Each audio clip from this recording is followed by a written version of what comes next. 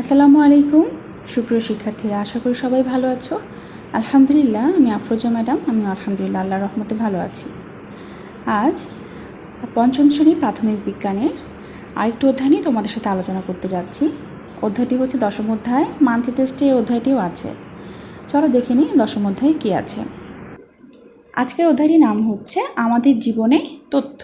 আমাদের জীবনে তথ্য। আসলে তথ্য জিনিসটা কী সেটা আমাদের অবশ্যই বুঝতে হবে।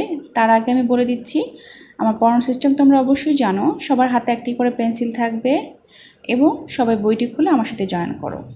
আমি যে লাইনগুলো দাগাবো সবাই আমার সাথে সাথে দাগাবে। আমি রিডিং পড়বো এবং সাথে সাথে কিছু ইম্পর্টেন্ট টপিক যেগুলো সামনে আমার আসবে আমি বুঝিয়ে দেওয়ার চেষ্টা করব। ঠিক আছে? আচ্ছা, তার আগে বলে নিই, নবম অধ্যায়ে তোমাদের কারো কোনো প্রবলেম ছিল না, সে কোনো প্রবলেম সলভিং ক্লাসটাও নেওয়া হয়নি। যদি কারো কোনো প্রবলেম বের হয় নবম অধ্যায়ে অবশ্যই গ্রুপে জানাবে, আমি প্রবলেম সলভিং ক্লাস নিয়ে নিব। ঠিক আছে?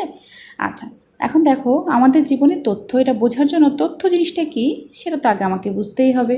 তথ্য আসলে কী? আচ্ছা, মনে করো আমাদের ক্লাসের মাইশা, রোল 1, অথবা আবিদ নওয়াজ, অথবা ধরো ইয়াসিন আরাফাত, তো যে কেউ হতে পারে, কারো বার্থডে পার্টি আছে। ঠিক আছে? তো বার্থডে পার্টিতে সবাইকে ইনভাইট করাটা খুব প্রয়োজন। সবাই ক্লাসমেট, প্রিয় বন্ধু বান্ধবী, তাই না? তাহলে এই যে ইনভাইটেশনটা আমরা কিভাবে দিতে পারি, তাই না? এই যে একটা তথ্য যে অমুক, ধরো মাইশার বার্থডে পার্টিতে আমরা সবাই যেতে চাই, বা সে চাচ্ছে যে আমরা যেন সবাই তার পার্টিতে অ্যাটেন্ড করি। তো কিভাবে সে আমাদের এই তথ্যটি আমাদের মাঝখানে, সবার মাঝখানে পৌঁছে দিতে পারবে? বিভিন্ন ওয়ে আছে। চলো আমরা একটু বের করি তো কী কী ওয়ে আছে। 1 নাম্বার, সে একটি কার্ড তৈরি করতে পারে। কার্ড তৈরি করে সে কার্ডের মধ্যে সব কিছু লিখে আমাদের সবার হাতে হাতে পৌঁছে দিতে পারে। এতে তার অনেক সময় নষ্ট হবে, তাই না? হ্যাঁ, এখন খুব সহজে কীভাবে পারবে বলো তো? সে ফোন করে সবাইকে ইনফরমেশনটা দিতে পারবে, তাই না? যে আগামীকালকে আমার বার্থডে, তোমরা কিন্তু অবশ্যই চলে আসবে। তাহলে তথ্যটা সে কী করছে? ফোনের মাধ্যমেও দিতে পারছে। এছাড়া ধরতে পারো তথ্যটা সে আর কীভাবে দিতে পারে? SMS করতে পারে, তাই না? ফোনে তো SMS করা যায়। একটা SMS লিখে সে সবাইকে একই SMS সেন্ড করতে পারে। তাহলে আমরা 3টা উপায় পেয়ে গেলাম। এছাড়া আরও কিছু আছে, যেমন ধরো আমরা যদি ইন্টারনেট ব্যবহার করি তাহলে আমরা ইমেল করতে পারি। এটাও SMS-এর মতোই, ইন্টারনেটের মাধ্যমে পাঠাতে হয়। ঠিক আছে? আরও একটা কিন্তু উপায় আছে, সেটা হচ্ছে ধরো মাইশার একটা বন্ধু বা বান্ধবী এখানে নারায়ণগঞ্জে থাকে না, সে থাকে মনে করো অনেক দূরে, ধরো চিটাগাংয়ে থাকে। সে চাচ্ছে তার বার্থডেতে যেন সেই বন্ধুটিও আসে। তাহলে কি করবে? তাহলে সে তাকে কী করতে পারে? ফোন করতে পারে, SMS করতে পারে, ইমেল করতে পারে, হ্যাঁ, কার্ড পাঠাতে পারে, অথবা চিঠিও লিখতে পারে, তাই না? চিঠি লিখেও কিন্তু তাকে জানাতে পারে যে আমার জন্মদিন, তোমাকে কিন্তু অবশ্যই আসতে হবে। ঠিক আছে? তাহলে কিন্তু আমরা অনেকগুলো উপায় পেয়ে গেলাম তথ্যটা একজন থেকে আরেকজনের কাছে পৌঁছে দেওয়ার জন্য। আর তথ্য জিনিসটা কী সেটাও কিন্তু বুঝে নিলাম। ঠিক আছে? ওকে, এখন সবাই বইটা খোলো। আমাদের জীবনে তথ্য কী, তথ্যের কেন প্রয়োজন, তথ্য কিভাবে আমরা সংগ্রহ করতে পারি, তথ্য কিভাবে আদান প্রদান করতে পারি, হ্যাঁ, এই সব কিছু এই অধ্যায়ে আলোচনা করা আছে। চলো আমরা একটু দেখে নিই। সবাই বইটা বের করেছো নিশ্চয়ই, পেন্সিলও নিশ্চয়ই সবার হাতে আছে। চলো একটু দেখে নিই। প্রতিদিন আমরা প্রচুর তথ্য পাই, অবশ্যই পাই। এই তথ্য প্রতিনিয়ত বাড়ছে। কিছু তথ্য সঠিক, আবার কিছু তথ্য সঠিক নয়। এমন কিন্তু অনেক তথ্যই আছে যেগুলো সঠিক নয়। তথ্য খুঁজে পেতে, বুঝতে, মূল্যায়ন এবং ব্যবহার করতে আমাদের যথাযথ দক্ষতা অর্জন করতে হবে।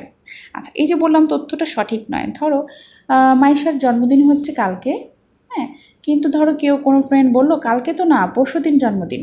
তাহলে কি তথ্যটি সঠিক? না। তাহলে এরকম অনেক সঠিক তথ্য, ভুল তথ্য আমরা সঠিক বলে চালিয়ে দিই, এটা কিন্তু ঠিক না। তথ্য অনেক সময় ভুল থাকতে পারে, আমাদের এগুলো যাচাই করতে হবে। ঠিক আছে? এরপরে দেখো, আমরা পরের পৃষ্ঠায় একটু দেখি।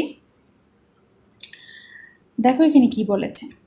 আমাদের জীবনে তথ্যের অনেক গুরুত্ব রয়েছে, সত্যি রয়েছে, তাই না? আমি একটি সাধারণ উদাহরণ দিয়ে বুঝিয়েছি। আসলে তথ্য কিন্তু অনেক গুরুত্বপূর্ণ একটা জিনিস। অনেক গুরুত্বপূর্ণ তথ্যও কিন্তু আমরা পেয়ে থাকি। যেমন ধরো আবহাওয়া অফিস থেকে অনেক গুরুত্বপূর্ণ তথ্য দেয়, সংবাদে আমরা অনেক গুরুত্বপূর্ণ তথ্য জানতে পারি। যেমন ধরো যদি আবহাওয়া অফিস থেকে কোনো তথ্য আসে তাহলে হয়তো বলতে পারে যে আগামীকাল অনেক বড় ঘূর্ণিঝড় হবে, তো এই ঘূর্ণিঝড়ে যেন আমরা কেউ বের না হই। সমুদ্রে অনেক ধরনের সংকেত দিতে পারে, তাহলে জেলেরাও সাবধান হয়ে যাবে। এই ধরনের অনেক গুরুত্বপূর্ণ তথ্যও কিন্তু আছে, ঠিক আছে। আচ্ছা, দেখো এখানে তথ্য বিনিময় সম্পর্কে একটি গুরুত্বপূর্ণ সংজ্ঞা দেওয়া আছে, সংজ্ঞাটা অবশ্যই শিখতে হবে। তথ্য বিনিময় হলো একটি প্রক্রিয়া যার মাধ্যমে কোনো তথ্য বন্ধু, পরিবার এবং অন্যান্য মানুষের সঙ্গে আদান প্রদান করা হয়। তথ্য বিনিময় আমাদের নিরাপদ থাকতে, ভালোভাবে বাঁচতে এবং বিপদ থেকে রক্ষা পেতে সাহায্য করে, ঠিক আছে। এখানে সংজ্ঞা সহ খুব সুন্দর করে দেওয়া আছে।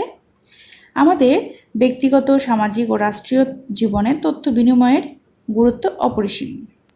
দেশে সংক্রামক রোগ, দেখো সংক্রামক রোগের কথা বলা আছে। এখন কি সংক্রামক রোগ চলছে বলো তো সবাই? করোনা ভাইরাস, তাই না? দেখো দেশে সংক্রামক রোগ যেমন ফ্লু ছড়িয়ে পড়তে পারে। এই তথ্যটি বিভিন্ন মাধ্যমে প্রচারিত হলে ফ্লুতে আক্রান্ত হওয়ার ঝুঁকি হ্রাস পাবে। ঠিকই তো, তাই না? দেখো করোনা ভাইরাস নিয়ে কত ধরনের তথ্য এখন আমরা জানতে পারছি, সেজন্য কিন্তু আমরা সাবধানতা অবলম্বন করতে পারছি। আচ্ছা, আবার মনে করো আবহাওয়াবিদরা জানালেন প্রচণ্ড জলোচ্ছ্বাস হবে। এই তথ্যটিও বিভিন্ন মাধ্যমে প্রচারিত হলে সমুদ্র উপকূলের অনেক মানুষের জীবন এবং সম্পদ রক্ষা পাবে, ঠিক আছে। এখানে এরকম বিভিন্ন জিনিস দেওয়া আছে। দেখো বর্তমানে এই লাইনটি খুব ইম্পর্ট্যান্ট, তথ্য ও যোগাযোগ প্রযুক্তি তথ্য বিনিময়ের মাধ্যম হিসেবে ব্যবহৃত হচ্ছে। Computer, internet, email, television, radio, mobile phone ইত্যাদি হলো আইসিটি। কম্পিউটার, ইন্টারনেট, যদি আইসিটির বিভিন্ন উদাহরণ চাই তাহলে আমরা এটা দিতে পারি। আইসিটি মানুষের পারস্পরিক যোগাযোগ সহজ করছে, খুবই ইম্পর্ট্যান্ট লাইন দাগাবে। আইসিটি ব্যবহার করে সহজে তথ্য সংগ্রহ, সংরক্ষণ, বিনিময়, বিস্তার ও ব্যবহার করা যায়, খুবই ইম্পর্ট্যান্ট লাইন। চলো আমরা পাতাটা উল্টিয়ে নিই, আমার বইটাই ছিঁড়ে গেছে, এটা আমার গত বছরের বই। এখানে খুব ইম্পর্ট্যান্ট একটা জিনিস আছে, এখানে তোমরা 5 স্টার দাও, ঠিক আছে। 5 স্টার মানে হচ্ছে এখান থেকে খুবই ইম্পর্ট্যান্ট কোশ্চেন আছে, প্রতি বছরই দেখা যায়, প্রায়ই চলে আসে ইম্পর্ট্যান্ট প্রশ্নটা। হ্যাঁ, এখানেও 5 স্টার দিবে, এটা শিখতে হবে হ্যাঁ প্রশ্ন হিসাবে। এখন দেখো ইন্টারনেট, আচ্ছা প্রথম প্রশ্নটা কি? প্রযুক্তি ব্যবহার করে আমরা কিভাবে তথ্য সংগ্রহ, সংরক্ষণ ও বিনিময় করতে পারি? প্রযুক্তি ব্যবহার করে, প্রযুক্তি মানে কি মনে আছে তো? বিজ্ঞান এবং প্রযুক্তির পার্থক্যটা, প্রযুক্তি হচ্ছে যা আমাদের জীবনকে খুব সহজ করে দিচ্ছে, যা বিজ্ঞানের জ্ঞানের মাধ্যমে আবিষ্কৃত হয় এবং আমাদের জীবনযাত্রাকে খুবই সহজ করে দেয়, সেটাই হচ্ছে প্রযুক্তি, ঠিক আছে। তো প্রযুক্তি ব্যবহার করে আমরা কিভাবে তথ্য সংগ্রহ করব, সংরক্ষণ করব, বিনিময় করব, সেটা আমরা এখানে জেনে নেব। দেখো প্রযুক্তি বা এখানে ইন্টারনেট দিয়েও প্রশ্নটা আসতে পারে। ইন্টারনেট ব্যবহার করে আমরা কিভাবে তথ্য সংগ্রহ করব? দেখো সংগ্রহ, সংরক্ষণ, বিনিময়, তিনটা কিন্তু তিন জিনিস, তিনটা কিন্তু কখনো এক জিনিস না, খুব খেয়াল করবে। আর এখন আমরা পড়ছি কি? সংগ্রহ। এখন আমরা কি পড়ছি? সংগ্রহ পড়ছি। আচ্ছা দেখো আমরা বই, খবরের কাগজ, টেলিভিশন ইত্যাদি রেডিওর মাধ্যমে তথ্য সংগ্রহ করতে পারি, তবে ইন্টারনেটের মাধ্যমে তথ্য সংগ্রহ করা অনেক সহজ। এখানে ইন্টারনেটের সংজ্ঞা দেওয়া আছে, সংজ্ঞাটা একদম সুন্দর করে শিখতে হবে। ইন্টারনেট হচ্ছে পৃথিবীর বিভিন্ন প্রান্তের কম্পিউটারগুলোকে সংযুক্তকারী একটা বিশাল নেটওয়ার্ক, ঠিক আছে। আচ্ছা সব কম্পিউটারগুলোকে এটা সংযুক্ত করে এরকম একটা নেটওয়ার্ককে আমরা বলবো হচ্ছে ইন্টারনেট। হ্যাঁ, কম্পিউটার, মোবাইলের মাধ্যমে ইন্টারনেট ব্যবহার করে সহজভাবে চাই, এগুলো দরকার নেই। তারপর দেখো এতটুকু দিবে, দেওয়ার পরে তোমরা দিবে নিচে ইন্টারনেটের মাধ্যমে তথ্য সংগ্রহের কিছু মৌলিক ধাপ দেওয়া হলো। বিশেষ করে এই প্রশ্নটাই আসে যে ইন্টারনেটের সাহায্যে কীভাবে তথ্য সংগ্রহ করতে পারি, তার ধাপগুলো লিখো। অথবা আসতে পারে ইন্টারনেটের মাধ্যমে তথ্য সংগ্রহের কিছু মৌলিক ধাপ রয়েছে, সেগুলো লিখো। অথবা আসতে পারে প্রযুক্তি ব্যবহার করে কিভাবে তথ্য সংগ্রহ করা যায়, তার মৌলিক ধাপগুলো লিখো। যেভাবেই আসুক একই আনসার, ঠিক আছে। দেখো কীভাবে সার্চ ইঞ্জিন, তোমরা কি চিনো? যাদের বাসায় নেট আছে বা ইন্টারনেট আছে তারা কিন্তু এটা ভালো করে বুঝতে পারছো। সার্চ ইঞ্জিন হচ্ছে যেমন ধরো গুগল, ইয়াহো, পিপিলিকা, এগুলো কিছু সার্চ ইঞ্জিন আছে, ফোনের প্রথমেই থাকে। সেখানে গিয়ে তুমি ক্লিক করতে হয়। হ্যাঁ, যে তথ্যটা তুমি অনুসন্ধান করতে চাও সেই তথ্যটা সেখানে লিখে সার্চ বারে সার্চ শব্দটিতে চাপ দিতে হয় অথবা এন্টার কিতে চাপ দিতে হয়। তখন সেখান থেকে অনেকগুলো ওয়েবসাইটের তালিকা বের হয়ে আসে। সেই তালিকাগুলো থেকে তোমাকে বেছে নিতে হবে তোমার কোনটা প্রয়োজন। সেই প্রয়োজনীয় তালিকা থেকে তুমি তোমার সবগুলো জিনিস পেতে পারো। এবং এই জিনিসগুলো যদি তুমি পুনরায় দেখতে চাও তাহলে এই জিনিস তিনটা যে ধাপ বের হয়ে এসেছো, এই তিনটা ধাপ পুনরায় করবে, তাহলে বারবার জিনিসটা দেখতে পাবে। হ্যাঁ, অথবা আরও সুনির্দিষ্ট মূল শব্দ, অর্থাৎ তুমি যদি কোনো কিছু খুঁজে না পাও তাহলে তোমাকে বুঝতে হবে আরও ভিতরের কোনো মূল শব্দ, সেখানে এন্টার প্রেস করতে হবে। ঠিক আছে, তাহলেই পেয়ে যাবে। তো এই 4টা লাইন অবশ্যই ভালো করে মুখস্থ করবে। এখানে দেখো গুগলের একটা ছবিও দেওয়া আছে, কিভাবে গুগল থেকে তুমি ইন্স পেতে পারো এর একটা ইনস্ট্রাকশন এখানে দেওয়া আছে।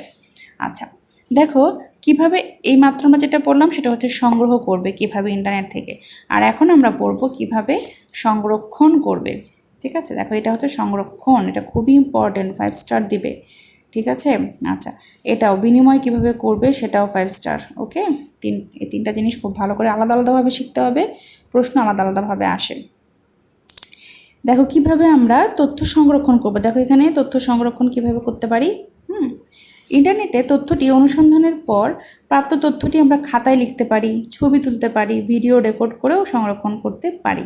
ঠিক আছে, এছাড়াও বিভিন্নভাবে তথ্য সংগ্রহ করতে পারি, পেন ড্রাইভে করতে পারি, সিডিতে, ভিডিও, মেমোরি কার্ড ইত্যাদির মাধ্যমে আমরা সংরক্ষণ করতে পারি, তাই না? কিভাবে বিনিময় করব? দেখো বিনিময়ের অনেকগুলো ওয়ে আমি তো আগেই বলেছি। টেলিফোন ব্যবহার করে আমরা করতে পারি, ক্যামেরার সাহায্যে আমরা ছবি তুলেও বিনিময় করতে পারি, চিঠি লিখে করতে পারি, খুদে বার্তা মানে SMS পাঠিয়ে করতে পারি, ইমেলের মাধ্যমে করতে পারি, ফেসবুক টুইটারের মাধ্যমে আমরা করতে পারি। ঠিক আছে, আচ্ছা চলো পরের পৃষ্ঠায় চলে যাই। পরের পৃষ্ঠায় আছে তোমাদের বোর্ড বইয়ের কিছু ইম্পর্টেন্ট কোশ্চেন। বিশেষ করে এই অধ্যায় থেকে বোর্ড বইয়ের কোশ্চেনগুলোই বেশি আসে, আর বাড়তি যে কোশ্চেনগুলো আসে সালের সেগুলো আমি তোমাদের শিটে দিয়েছি। চলো একটু শিটটাও দেখে নিই। দেখো আমি উদাহরণসহ সংজ্ঞা চেয়েছি তথ্য বিনিময় ও ইন্টারনেট, এটা অবশ্যই দাগিয়েও দিয়েছি একটু আগে, তোমরা খেয়াল করবে। এছাড়াও কিছু ইম্পর্টেন্ট প্রশ্ন এখানে আমি দিয়েছি। অনেকেই হয়তো আগেই দশম অধ্যায় পড়ে নিয়েছো, আমার আগেই প্রশ্ন করেছো যে কিছু জিনিস তোমরা খুঁজে পাওনি। হ্যাঁ, তো আমি সেই জন্যই কিছু জিনিস এখানে তোমাদের আলাদা করে লিখে দিচ্ছি, তোমরা অবশ্যই সেগুলো দেখবে। আমি ছবি তুলেও গ্রুপে দিব, তো ভিডিওতেও রাখছি। দেখো ICT এটার একটা অ্যাব্রিভিয়েশন আছে, মানে পূর্ণরূপ আছে, যেটা বইয়ে বাংলায় লেখা আছে। এটা আসলে বাংলায় আমি চাইনি, ইংলিশটা চেয়েছি। হ্যাঁ, ইংলিশটা দিতে হবে, আমি লিখে দিচ্ছি। আর বাকি যেগুলো আছে সেগুলো সবই বই থেকে পাবে। আর টুইটার কি, গুগল কি, ICT কি, 3টা প্রশ্ন সবারই একটা আগ্রহ ছিল, যেটা পাচ্ছি না, আমি লিখে দিচ্ছি। হ্যাঁ, সবাই একটু খেয়াল করবে।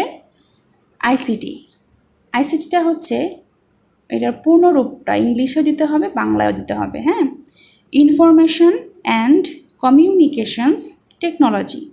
ইনফরমেশন বানান যেন ভুল না হয়, অ্যান্ড কমিউনিকেশনস টেকনোলজি অর্থাৎ তথ্য ও যোগাযোগ প্রযুক্তি।